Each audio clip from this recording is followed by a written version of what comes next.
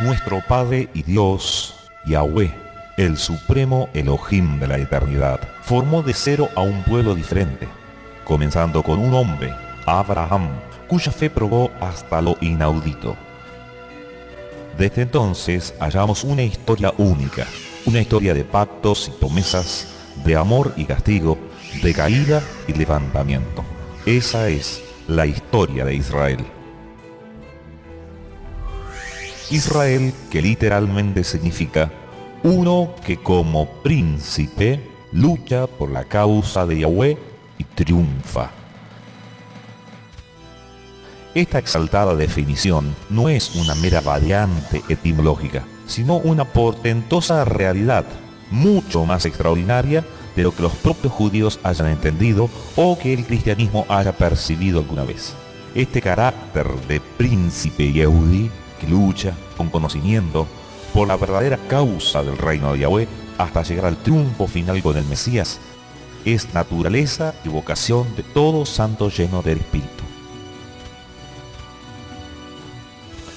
Y en resumidas cuentas, eso será el gran acontecimiento que protagonizarán respectivamente las dos casas del Israel de Dios, Yahudá y Efraín, cuando próximamente luchen como un príncipe, mano a mano, corazón a corazón, junto a su Padre y Rey. Yahweh es quien define así a Israel, porque para él es mucho más que la nación preferida en la tierra o el reino en cierne de la redención. Para Yahweh, Israel es una persona en quien ha depositado su amor eterno. Israel es su niño príncipe, que oportunamente volverá a sus brazos rendido de amor. Esa unión eterna eventualmente se conocerá como las bodas del Cordero. Israel es una reserva de oro refinado.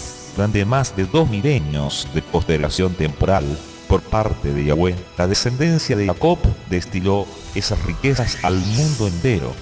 Pero ahora, cuando Yahweh la restaure, su plenitud de riquezas producirá una explosión de resurrección y de vida. Nuestros antepasados de Israel indagaron apasionadamente acerca de estas multiformes riquezas. Ellos las administraron prolijamente, pero no para sus días. Tan pronto las vieron, tuvieron que despedirse de ellas y su único consuelo fue saludarlas de lejos, con la esperanza de reencontrarlas en un día futuro con el Mashiach. Ahora mismo tomaremos contacto con una de las mayores revelaciones escriturales acerca de Israel y sus riquezas, las cuales están descritas en el capítulo 9 del libro a los Romanos. Allí hallamos 8 porciones de oro fundido. Estas son, a su vez, las 8 razones preciosas y suficientes por las cuales la Iglesia se restaura correctamente en su identidad israelita. 1. Porque de Israel es la adopción de hijos. 2. De Israel es la gloria. 3. De Israel son los pactos. 4. De Israel es la Torá. 5. De Israel es el servicio del templo. 6. De Israel son las promesas. 7. De Israel son los patriarcas. Y 8. De Israel es el Mesías. Así leemos en las mejores traducciones del texto. De Israel, de ellos, es la adopción como de hijos de Yahweh. La gloria ha venido con ellos. Los pactos son de ellos. De la misma forma, la Torá fue dada a ellos. El servicio del templo y las promesas, los patriarcas son de ellos. Y de ellos, en cuanto a la descendencia física se refiere, vino el Mesías, quien está sobre todo. Alabado sea Yahweh para siempre. Amén. Veamos ahora detenidamente el significado y el alcance de estas 8 riquezas que Yahweh depositó exclusivamente en Israel. De Israel es la adopción de hijos. Así lo expresan las fuentes bíblicas primitivas. Sin embargo, algunas traducciones, como la Reina Valera, cometieron una omisión no pequeña al transcribir solamente la palabra adopción, queriendo supuestamente dar por sentado una obviedad, que dicha adopción es de hijos, pero eso no suele ser tan obvio para el lector común. Lo cierto es que la primera gran riqueza formalmente estipulada para Israel es la adopción como hijos de Yahweh. Esto está en concordancia con la gran promesa hecha a Abraham en Génesis capítulo 12, donde dice: en ti, en el pueblo de tu descendencia, Israel, todas las familias de la tierra serán benditas. Por esta misma razón, en Romanos capítulo 11, se le recuerda a la iglesia: no te ensoberbezcas contra los de Israel, pues tú no los sostienes a ellos, que son la raíz, sino al contrario, la raíz te sostiene a ti, que eres una rama silvestre, injertada en el buen olivo. En síntesis, Israel es el árbol corrector, el instrumento de bendición desde donde el Mesías redime a todo aquel que cree en la tierra. De Israel es la gloria, Shekinah. Todas las civilizaciones, desde su origen hasta el presente, tienden hacia su propia glorificación. De hecho, todas las culturas sin excepción se han vestido de glorias efímeras como resultado del insaciable intento humanístico de trascender en el tiempo. Pero no a la manera de Dios, sino de espaldas y en flagrante competencia contra Dios. Todas las culturas y civilizaciones van a sucumbir, pues todas anidan y se nutren del árbol gentil babilónico, el sistema común dominante, cuya sentencia de muerte está próxima a ser ejecutada en el gran día de Yahweh. Sin embargo, habrá gloria, pero esa riqueza Yahweh la reservó exclusivamente para Israel. En este sentido, las Escrituras afirman insistentemente que la gloria postrera de Israel será mucho mayor que la primera. De Israel son los pactos. Nuevamente aquí, al referirnos a la tercera riqueza estipulada para Israel, usaremos las versiones bíblicas mejor cotejadas con las fuentes primitivas, donde se transcribe claramente en plural y no en singular, que de Israel son los dos pactos, es decir, el primero, la Tanaj o Antiguo Pacto, y el segundo, el Brit Hadashah o Pacto Renovado. Este doble patrimonio ya está profetizado en Jeremías 31, al decir: vienen días cuando haré un nuevo pacto con Yahudá e Israel. Esto debe quedar claro para todos. Yahweh nunca estableció pacto alguno con los gentiles, ni con una nueva entidad llamada la Iglesia. Lo único cierto es que tanto el primer pacto, cuando el pueblo salió de Egipto, como así también el segundo pacto, que es una renovación del primero por medio de Yahshua, fueron celosamente establecidos con Israel. De Israel es la Torá.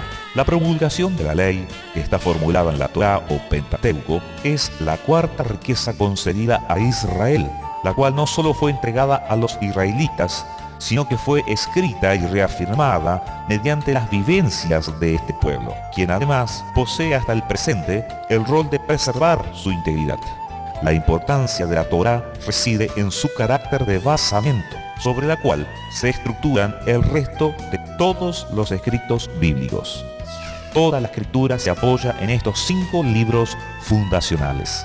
Inclusive los evangelios, o mejor dicho, las buenas noticias del reino, son una consecuencia de las demandas de la Torá. De ese modo, todo el Brit Hadashah o Nuevo Testamento no es otra cosa que la coronación de la Torá. De Israel es el servicio cultual del templo. ¿Acaso hemos hallado en el Nuevo Testamento algún orden cúltico, alguna guía litúrgica para servir en el templo? La respuesta es obvia: no. No hay ninguna formulación de ritos o procedimientos nuevos, puesto que estos requisitos constituyen la quinta riqueza estipulada para Israel. De ellos es la especialidad. A Israel se le instruyó la manera y el estilo de ofrecer un culto santo y agradable a Yahweh. Por muchos siglos, el orden cultual fue ensayado por los Kohanim levíticos, el sacerdocio judaico. Por supuesto que varios aspectos del culto antiguo, concretamente todo lo referido a los sacrificios salvíficos, ya fueron superados por la obra redentora de Yeshua, sobre los cuales, insistimos, el Mesías hizo un cumplimiento no solo completo, sino también perfecto, de una sola vez y para siempre. Pero sin embargo, el resto de las instrucciones, que no son ritos salvíficos, sino didácticas del culto ancestral, nunca fueron abolidos por Yeshua, ni perdieron su valor para ser usados en el pacto renovado, entre los cuales están las fiestas, el reposo, los himnos, así como la proclamación, la lectura, las acciones de gracias, también las inmersiones o bautismo, las ofrendas y los diezmos, la danza davídica o rikudim, los símbolos y los ritos festivos, etc. Todas estas riquezas milenarias, por citar algunas, siguen siendo los destellos remotos de la Torá que atraviesan todos los tiempos hasta más allá del Apocalipsis para traernos la base que nos permite apreciar y gustar los misterios eternos del Mesías, atesorados en Yahweh, y que gradualmente son revelados a la Iglesia. De Israel son las promesas. Todas las promesas para el creyente parten de aquellas que Yahweh establece con Israel. La primera formulación de las mismas fueron hechas a Abraham, luego son ratificadas y ampliadas progresivamente con diversos líderes ungidos de Israel, pero recién alcanzarán su perfección en la persona del Mesías Yeshua. Estas promesas tienen que ver con otorgamientos y galardones en la tierra y en los cielos.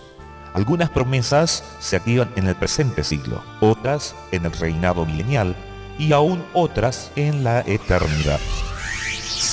De Israel son los patriarcas. Esta es la séptima riqueza y no solo señala a Abraham, Isaac y Jacob como los patriarcas fundacionales, sino también como los referentes de nuestra fe, a tal punto que Abraham sigue siendo presentado en el Nuevo Testamento como el padre de la fe, el padre de todos los creyentes, en contraste con el patriarcado de reemplazo romano. El patriarcado romano que nos fue impuesto nos distanció de nuestros verdaderos padres de Israel.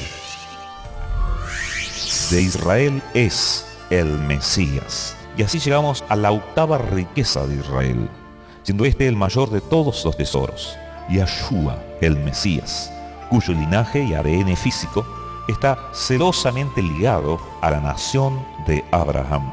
Yeshua fue ampliamente anunciado por los profetas de la antigüedad como el prometido a la casa de Israel. Esto se corrobora en las instancias de su nacimiento terreno, como lo destacan fielmente los evangelios. Y aún en su muerte escribieron proféticamente sobre el madero: «He aquí el rey de los judíos». Las escrituras concluyen enfáticamente en el libro de Apocalipsis que Yeshua regresa a su lugar y pertenencia, a Israel, y que posará sus pies sobre el monte Sión y reinará desde su trono en la capital israelí, Jerusalén. El Mesías siempre fue, es y será israelí. Desde esa identidad y pertenencia judía preside al resto de las naciones. Hemos examinado las 8 grandes razones por las cuales debemos ser restaurados correctamente en nuestra legítima identidad israelita. Este honroso privilegio fue pagado con el precio de la sangre de Yeshua. Con cuánto amor debemos recuperar esto tan precioso que se nos ha concedido. Renunciemos hoy a todos esos espiritualismos baratos con que tratamos a Israel. Desechemos hoy todos esos reemplazamientos romanistas que se hicieron de Israel.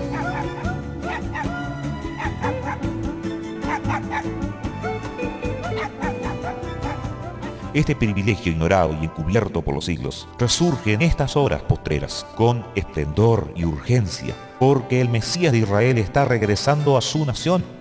La hora ha llegado. Yahweh arrastra a todas las naciones para que comparezcan en Israel. Allí, en el Valle de la Decisión, todos escucharán la doble interrogación del gran juez. ¿Qué has hecho con el Mesías de Israel? ¿Y qué has hecho con el Israel del Mesías?